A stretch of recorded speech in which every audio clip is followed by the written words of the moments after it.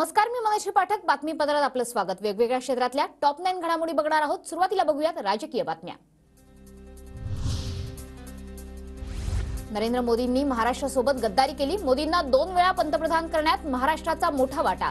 उद्धव ठाकरेंचा मोदींवर हल्लाबोल.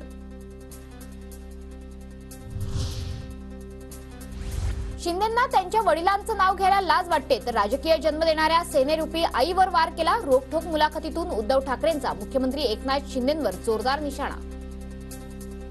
जो पूर्ण नाव आहे मी घेऊ पण इच्छित नाही. जसं माझं उद्धव बाळासाहेब ठाकरे हे नाव घ्यायला त्यांना लाज वाटते. ज्या राजकारणातल्या आईशी तुम्ही हरामखोरपणा केला, शिवसेनेशी हरामखोरपणा केला, गद्दारी केली. राम मंदिर हे कोर्टाच्या निर्णयानं झालंय. प्रभू श्रीराम सर्वांचेच आहे, कुणाचीही मक्तेदारी नाही. मात्र आता भाजप मुक्त राम व्हायला पाहिजे. उद्धव ठाकरेंचं रोखठोक मुलाखतीतून आवाहन. राम मंदिरामध्ये मी जाऊन तिथे गोदावरीची पण आरती केली आणि राम मंदिर होते त्याचं मी स्वागत केलं. मात्र राम मंदिर हे सर्वोच्च न्यायालयाच्या निकालामुळे झालेलं आहे. मुंबईतले अनेक उद्योगधंदे मोदींनी गुजरातला पळवले. डबल इंजिन सरकार लागल्यामुळे वेगाने प्रकल्प नेले. हा महाराष्ट्राचा घात. उद्धव ठाकरेंचा हल्लाबोल. महाराष्ट्राचा घात मी एवढ्यासाठी म्हणतो कारण महाराष्ट्रातले अनेक उद्योगधंदे मोदीजीने आपल्या गावी म्हणजे गुजरातला नेले. डबल इंजिन आहे ना, म्हणजे उद्योग पळवायला डबल इंजिन सरकार लागल्यानंतर हे डबल इंजिनाने ज्या वेगाने हे उद्योगधंदे पळवले. ठाण्यातील महाविकास आघाडीचे उमेदवार राजन विचार यांचं प्रकाश आंबेडकरांना पत्र. ठाण्यात वंचित बहुजन आघाडीकडून राजन विचार यांनी पाठिंबा मागितला. पाठिंब्याबाबत पक्षाच्या अध्यक्षांचे पत्र दिल्यास विचार करण्याची वंचितची भूमिका.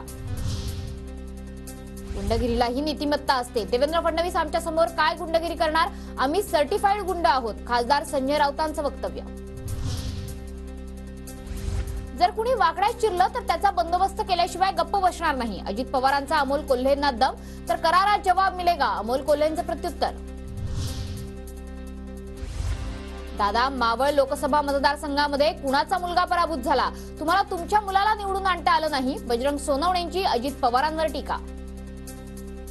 तुम्ही म्हणता मला मुलगी निवडून आणता येत नाही. मावळ लोकसभा मतदारसंघामध्ये कुणाचा मुलगा पराजित झाला दादा, याचा उत्तर महाराष्ट्राच्या जनतेला तुम्ही द्या. तुम्हालाही तुमचा मुलगा निवडून आणता आला नाही.